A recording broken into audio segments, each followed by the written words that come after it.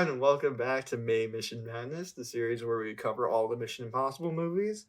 And today we are on our fourth one. That means we are covering Mission Impossible Ghost Protocol. And with me today, we have. Woohoo! It's me, Emily. You know me from videos on this channel. If you don't watch more videos on this channel, they're really good, I promise. Oh yeah, Mission fucking Impossible Ghost Protocol, baby. It's yeah. one of my favorite ones. Oh yeah, it's a really good one. This is the franchise where Tom Cruise is just gonna do a crazy stunt. Yeah, every single movie without fail, and frankly, good for him. Yeah. I mean, I remember I saw this was around the time I was getting into online film criticism. So I was like, I'm curious what Jeremy Jahns has to say about the Mission Impossible Ghost Protocol. And a lot of people at the time were like, yeah, I did not expect anything out of this. And damn, this is a good movie. Because I think they dumped it early in the year. They did. Yes, it was like spring. Which is never really a good sign. Well, yeah. I mean, I think I understand it. I'm not sure that they knew if there was going to be an audience coming off of Mission Impossible 3 because it felt like so much of an ending. Oh, yeah. It really seemed like with this movie, they were taking a swing at are people even going to want to watch more Mission Impossible movies? And the answer, as it turned out, was yes. Mm-hmm. Because I think Ghost Protocol is actually the turning point where the franchise essentially became closer to what it is today. Oh, yeah.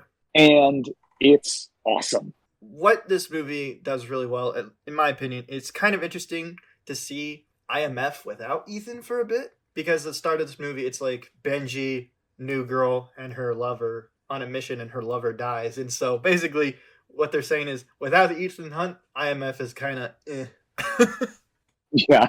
And yeah, they break Ethan out, they go on a mission, and everything goes to shit. Right. The Kremlin gets nuked. So now the IMF has disbanded. They've started up Ghost Protocol, which is basically if anything happens to the IMF, they call this protocol so that any remaining agents will still have to continue their mission without the help and support of the IMF. Right. So they just, whatever they have, they just work with that. The fun thing about this movie is everything breaks in this movie. Yeah. Oh my god, things break constantly. Fucking windows in this movie might as well be non-existent. Yeah. Well, yeah. And it just adds to the tension, and unlike most movies when characters have to go rogue, they're just they're rogue, but they really still have all the stuff they need to complete the mission. But no, these guys are like, we are underfunded, underprepared. We do not have what we need. Like the mask machine breaks, and they're like, fuck it, we just gotta roll with it. Oh, right. Isn't that's the bit where they just stroll up, no masks, and are like, God, let's just hope that they don't know what this guy looks like. Yeah. I'm like, that is so funny to me, where it's just like, they're just praying that they just don't know. Yeah. I mean, it works out for them. I mean, we started to talk about it a little bit, but the Burj Khalifa, climbing up the side of it, oh my God. That is so fucking tense. Yeah, and correct me if I'm wrong, but was that not one of the bits where people were like, maybe Tom Cruise is just gonna fucking die? Yeah, it was heavily promoted that, oh yeah, this is the one where Tom Cruise goes up the side of the Burj Khalifa, and I think he was one of the first people to actually do it too, or at least maybe I believe so. American. And so yeah, they were like, cool, like it helps promote the movie. It's a really cool set piece. And we get to make Tom Cruise happy by letting him almost die on the set of a Mission Impossible movie. Yep. I also love those gloves that he had. Oh my god, the gloves. So good. It's a really cool gadget that they are so lucky that they even had that on hand. But it is kind of cool seeing him Spider-Man crawl his way up in a really interesting way. I'm like, okay, this is kind of cool. And yeah, and then when the one glove breaks. Oh my god, that is so fucking... That scared me. Actually, no, there's one moment where he has to cut a hole into the glass, but he has to do it in such an awkward way. And then when the thing just shorts out, he lets go of the wall and starts to fall, and it catches himself last minute. I jumped. I was I can't blame you. That scared me up because I have a fear of heights, and just looking down and being like, oh, I can't see the ground. Yeah. That's terrifying. Yeah. Well, I mean, I think that the Burj Khalifa thing kind of set the bar for where stunts for the rest of this franchise were going to be. Oh, yeah. And I think that it's awesome that every movie now essentially comes with at least one pants-pissingly death-defying scene. Mm-hmm. without fail. It's practically a guarantee that comes with your ticket, and I think that's awesome. I do too. Besides the building climbing stuff, the actual moments where they, again, with them having to go in without no masks, them in the fight scene, and then ultimately Tom Cruise having to run. Obviously, it wouldn't be a Tom Cruise movie without it. And him like during the sandstorm, like all that's really cool. Like it's just everything in Dubai is just set up so well, and like Yeah.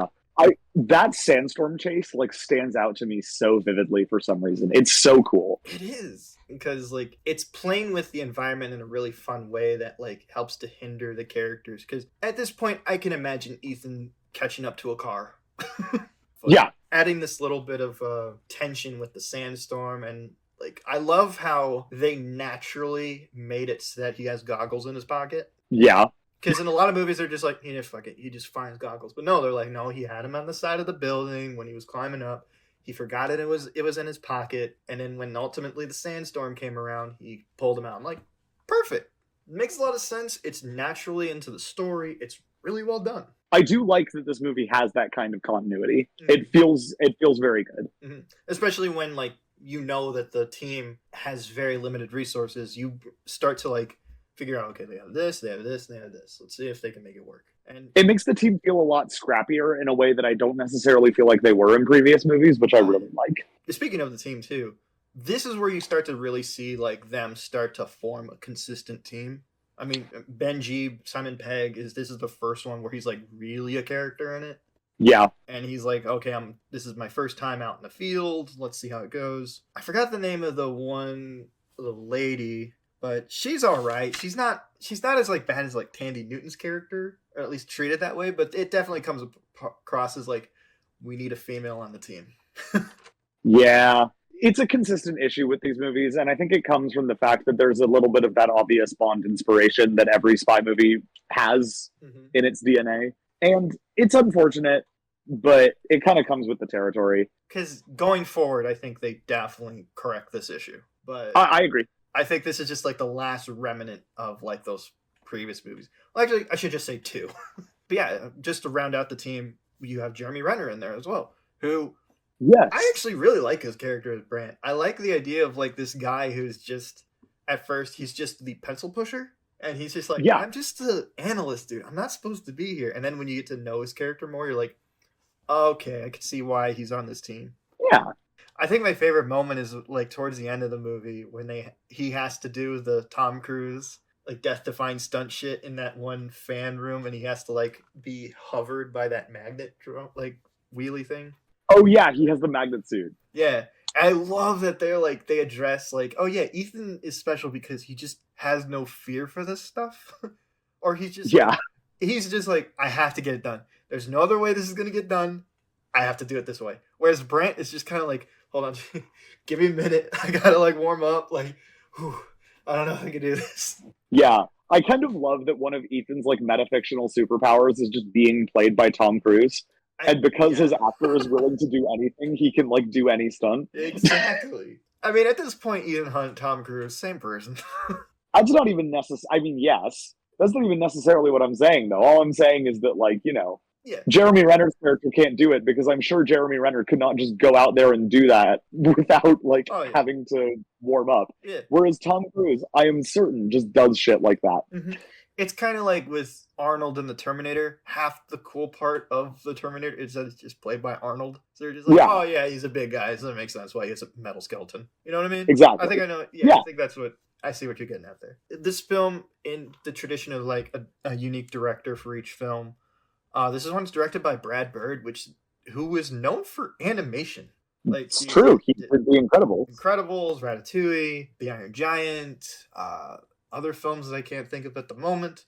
But yeah, he was an animation Pixar guy, and this was his first foray into live action. And gotta say, really good job. Like he did great. It's not an easy switch, and I think he did a great job. Like not only adapting to live action, but adapting to this specific franchise and giving it the energy that it has going forward. Yeah. I don't know. I just gotta give. I actually did not know Brad Bird directed this movie. That's a fascinating fun fact. Yeah, I think this was also the first film where Christopher McQuarrie starts to kind of peek in a little bit. Like he started helping out behind the scenes more, and then the next movie he was like, "I'm taking over."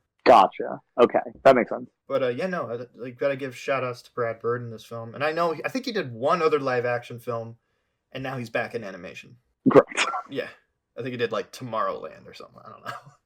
Ooh, Yeah, yes, he did. 50, You're you know, reminding me. 50-50 shot, not bad. Look, you win some, you lose some, and then you go back to making Incredibles movies and you win some again. What else? I don't have much else to say. Ghost I Protocol's awesome. There's a scene where someone gets kicked out of a window that's really stuck with me. That's pretty sick.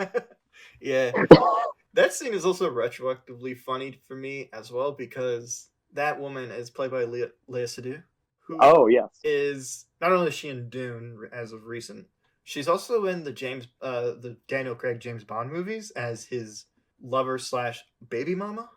True. So, and it's kind of funny to see her in this franchise as just a completely, I don't know, it's interesting how she just went from one spy franchise to another spy franchise. And it's just kind of funny to think like, oh yeah, she's Bond's baby mama just getting kicked out of the fucking Burj Khalifa. Unfortunate for that kid. Yeah. Sorry, buddy. Mom's a smear on the bottom of the Burj Khalifa now. Along with all the other Bond women. Oh no. That's what they do with all the Bond women. They're just like, all right. That's why they keep changing them over every movie. They always have to toss the one off of the Burj Khalifa. It's like ritual sacrifice. Dubai is covered in the blood of women from the Bond franchise. And on that, do you have anything else to say about Ghost Protocol, Max? Yes, I actually do. There's one big negative I have with this film that makes me not like it as much. Yeah. The villain sucks. I'm going to be straight up with you. The villain sucks. Yeah, not a super interesting villain. He is the most bland, I want to destroy the world just cause villain I've ever seen. Vague, Swedish European guy who has a henchman who he pretends to be at one point, which makes no sense, but he's not a great villain. The only thing that I find really funny is that when he jumps off at the end, he falls in a funny way. True. He falls off in a way that reminds me of all the other Bond women at the bottom of the Burj Khalifa. Jesus Christ, Max. I'm keeping this bit in. All of James Bond's dead girlfriends at the foot of the Burj Khalifa. And the random Swedish villain from... And the one Swede. Yes.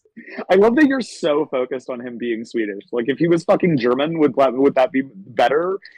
Honestly, it's the only thing I remember about him. Is that he's Swedish? Because I'm like, oh, okay, cool. I don't even know if he's Swedish. He could be, like, fucking Austrian for all I know. But I'm just like, I think he's Swedish. So I'm going to keep with that.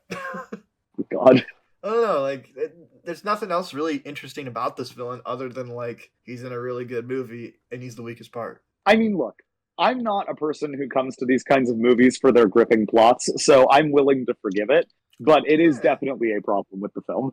I'm just saying, like, going forward, I think, like, the films start to get more rounded out with their plots, their villains, and their heroes pretty well, whereas this film, like, has an issue with some of the heroes not being all that interesting, with Paula Patton, I think that's the name of the actress who plays Woman.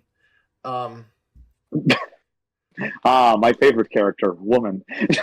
So there's just little bits of issues that I have there where, I mean, when we get to the next one, man, I mean, this franchise just hits on all cylinders after that. Yeah, I agree.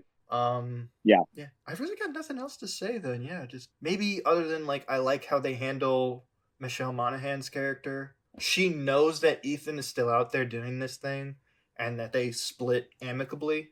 It wasn't like a messy divorce. It was like, yeah, like you being here with me and seeing everything else going wrong with the world, I can understand why this won't work. Like, you're too focused on making sure everybody else is safe.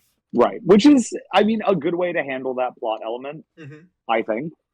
I don't know. Because at the end when, like, you see him stare at her from a, like, kind of stalk her, you're like, is this how he does the relationship now? Just sees her from afar. But then she clearly sees him at the end. And they smile at each other and they just walk away. They're just like, oh, good, he lived. Or like, she's alive, she's happy, he's alive, he's Ethan. Yeah, I was going to say, I don't think that Ethan Hunt has ever been happy, question mark. I mean, I think he's pleased, but I think, yeah. And... Yeah, he is pleased, but not happy in the existential sense. No, not at all. I think we'll end it off there. And yeah, man, I can't wait to talk about the next movie. Yeah. It's going to be fun. The next couple of movies, actually. Yeah. All good stuff. All good stuff. All right. Yep. we're going to wrap this video up there. Subscribe so that you can see our review for Mission Impossible Rogue Nation, which is going to be next up in our May Mission Madness. Hit that like button if you liked our review for this movie. And leave a comment down below. What do you think of my theory about the Burj Khalifa? Or tell Max that he can't keep making this joke. It's up to you. You decide. God damn it. I will keep this bit in. Jesus fucking Christ. All right. Subscribe to our Patreon. Yeah. Thank you. Have a good day, everybody. Bye. This video will self-destruct in 3, 2, 1.